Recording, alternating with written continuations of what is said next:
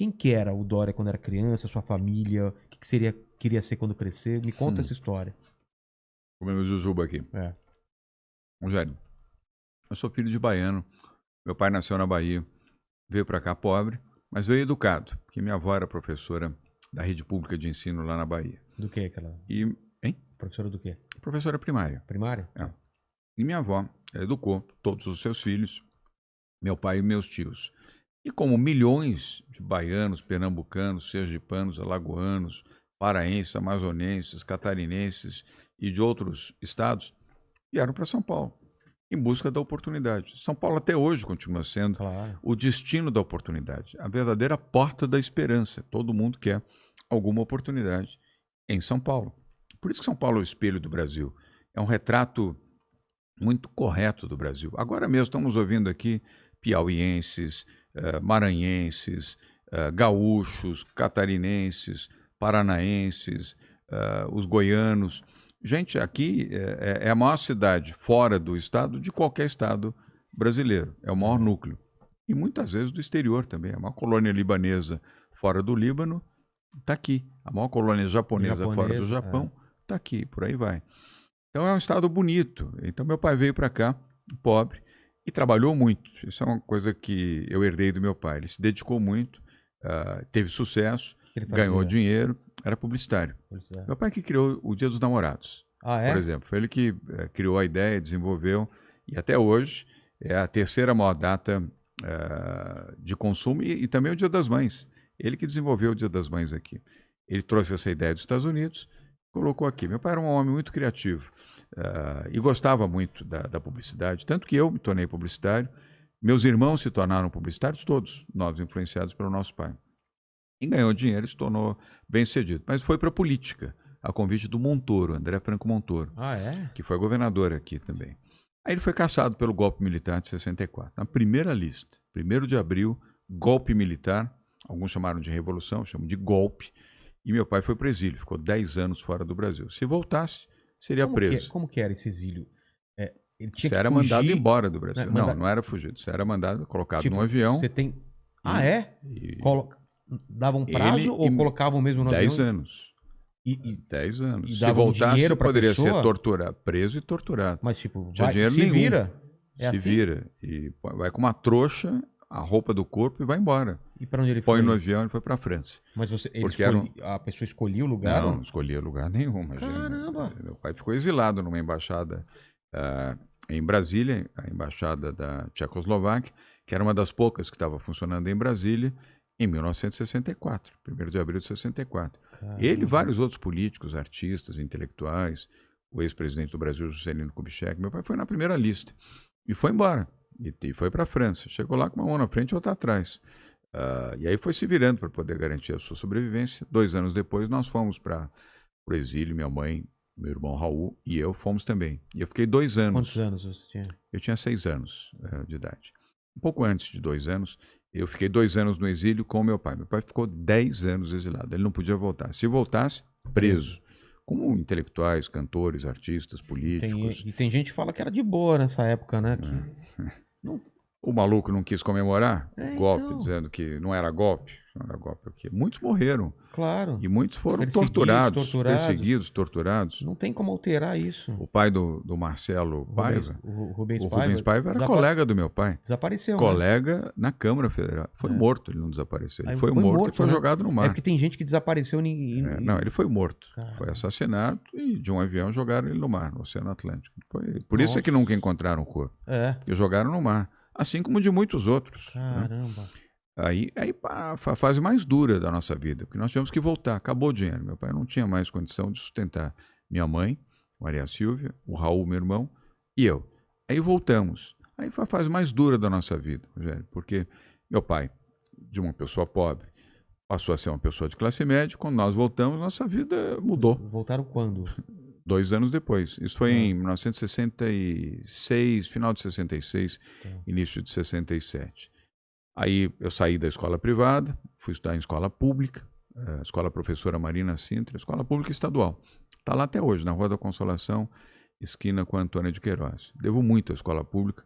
3 anos da minha vida foi ali que eu estudei. E de noite, professores ralando, e alunos também estudando na hora. E fui trabalhar. Com 13 anos eu comecei a trabalhar como modesto office boy de uma agência de publicidade ali na Avenida Paulista com a Joaquim Eugênio de Lima. Foi onde eu consegui o meu emprego. Aliás, eu fiquei emocionado hoje, posso contar isso, né? Claro. Porque eu recebi a visita do embaixador do Egito, hoje no Palácio dos Bandeirantes. Eu fiquei muito emocionado, porque eu contei para ele, e me emocionei, até chorei, porque quem me ajudou foi um egípcio, um judeu egípcio, chamado Maurice Cohen, que era presidente dessa agência de publicidade. Meu pai tinha trabalhado nessa agência anos atrás. Eu bati em 13 lugares para conseguir emprego, não consegui. E até que eu fui dessa 14ª porta, que era essa agência de publicidade, chamada Standard Ogilvy. Hoje ainda existe a agência, uma boa agência, por sinal. Porque eu lembrei que meu pai tinha trabalhado lá, falei, de repente alguém pode ter conhecido meu pai, quem sabe ele me deu uma chance. E eu acertei. Eu fui para essa agência, cheguei lá 8 horas da manhã.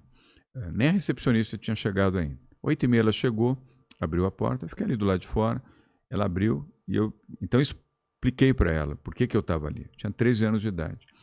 Eu queria falar com o diretor. Quem é o diretor aqui? Ela falou, é o senhor Maurício. Falei, será que eu consigo falar com ele? Falei, não sei se ele vai te receber. Falei, eu vou esperar. E aí fui fazendo amizade com ela, fui conversando e tal. Ela se afeiçoou, falou, tá bom, eu vou te ajudar. Quando chegar a secretária dele, eu vou falar com ela para que ela fale com ele, para que ele te receba. Ó a trajetória. A secretária do senhor Maurício era amiga dela. Quando ela chegou, isso já eram umas 9h30, mais ou menos. Eu já estava lá há 1h30 esperando. Mas quem quer ralar, tem que esperar. Claro. Não tem caminho, você tem que ir atrás. Bem, o fato é que ele me recebeu. Isso já era umas 10 horas da manhã, a hora que ele chegou. Na salona, tinha uma sala enorme, no segundo andar, era uma casa. Ele me recebeu, eu expliquei para ele. Senhor Maurício, eu sou João Dória Júnior, meu pai foi diretor dessa agência, já tem muito tempo. Eu não sei se o senhor chegou a conhecê-lo. Ele falou, não conheci pessoalmente, mas eu sei a história do seu pai. Seu pai criou o Dia dos Namorados, criou o Dia das Mães, foi um grande publicitário. Eu conheço a história dele aqui. Eu disse, pois é, eu vim aqui, essa é a 14ª porta que eu bato. Eu preciso de um emprego. Qualquer coisa que o senhor puder me oferecer, qualquer coisa eu vou fazer, porque eu preciso ajudar minha mãe. E sabe por que eu precisava ajudar minha mãe, Rogério? Por quê? Porque minha mãe não tinha dinheiro para pagar a conta de luz da minha casa. Nós não comíamos carne porque não tinha dinheiro para comprar carne. Minha mãe não conseguia pagar a conta de luz porque não tinha dinheiro para pagar a luz. Nós não tínhamos gás em casa porque minha mãe não tinha dinheiro para comprar gás. Então eu cozinhava, sabe como? A espiriteira. A latinha de sardinha, com 4 pregos, numa tábua, para não cair, para não derramar, álcool. É assim que a gente aquecia comida em casa. E luz de vela. Não tinha dinheiro, não tinha televisão, não tinha nada, não tinha carro. Vivia uma vida difícil. Não comíamos. A gente comia arroz, feijão e ovo. Ovo, arroz e feijão. Arroz, feijão e ovo. Todo dia. E minha mãe chorava toda noite, porque ela não tinha dinheiro. E ela só conseguia um dinheirinho, porque lá no departamento de custódia, você sabe o que é custódia? Lá na Caixa Econômica Federal, que você nunca foi pobre. Lá na Praça da Sé, é o prego. Você leva lá uma joia, leva um relógio, um cara com aquele binóculozinho. Tô ligado. Casa de penhor, né? Casa de penhor. Você vai lá no setor de penhores. É o prego que a gente chama. Aí ele vai, olha o seu relógio. Se o seu relógio vale 5.000, ele dá 500 de empréstimo para você e o seu relógio fica lá. Depois de 90 dias, você tem que ir lá, paga os 500, paga mais uma taxinha para a Caixa Econômica e recebe o relógio de volta. Era a única forma que minha mãe tinha para sobreviver. Pegavam as poucas joias que meu pai tinha tido a oportunidade de oferecer para minha mãe, inclusive a aliança, ia lá, aliança de ouro, avaliava, dava o dinheirinho, 90 dias depois você tinha que pegar e pagar, porque senão ia a leilão. Claro. Do lado do penhor, tá até hoje lá, no mesmo local, na Praça da Sé, onde é o prédio da Caixa Econômica Federal. E aí eu disse para ele, falei, minha mãe está chorando muito, eu não consigo, minha mãe não consegue, me dá um emprego. Ele disse, olha, agora eu não tenho. Mas você tem um telefone? Eu falei, não tenho telefone. Então eu vou te dar o meu telefone, não tinha celular naquela época, o telefone aqui da agência, daqui a 30 dias você me liga, se tiver uma boa oportunidade, eu vou te dar. E ele cumpriu a promessa. Eu liguei para ele, antes de 30 dias, eu estava tão ansioso, eu liguei, estavam uns 25 dias. Falei com aquela moça que me recebeu, ela era telefonista e recepcionista. Ela falou, vem aqui, dá 2 dias, vem aqui. Ele falou 30 dias, dá 2 dias você vem aqui. Aí eu fui, de novo ele me recebeu, Fala, eu vou cumprir a promessa. Tem uma oportunidade para você. Mas é um estágio. Mas eu vou conseguir esse estágio com alguma remuneração para você. Eu falei, tá fechado. Nem sei o que que é, mas está fechado. E aí eu comecei a trabalhar. Eu fazia entrega, as coisas internas da agência. Eram 3 casas alugadas, uma ao lado da outra. E cuidava de arquivo, de limpar, manter os arquivos de fita. Lembra de fitinha? Não sei se você trabalhou em rádio naquela época. Não, trabalhei em publicidade mesmo. Então, tinha as fitinhas dos spots, dos jingles, etc. Tinha essas coisas também. Não, isso aí já era depois, uma outra geração. beta, isso né? que você está vendo aqui, beta é bem depois. Né? Aquilo ainda era filme. Filme ainda? Filme Cinema? Filme, cinema. Os comerciais de televisão não eram em beta. Betamax. Isso veio muito tempo depois. Então, eu cuidava, limpava, arrumava, colava os filminhos, fazia o que eles chamavam de o tráfego, que sai de uma sala, vai para outra, vai para outra, vai para o homem de criação. Mas, enfim, aquilo me deu um dinheirinho e eu trabalhava na hora do almoço também. Sabe por quê? Quem trabalhasse na hora do almoço, Rogério, ganhava um sanduíche e um suco de laranja. Para quem não tinha o que comer, você comia um hambúrguer com queijo, com ketchup, mostarda, amigo.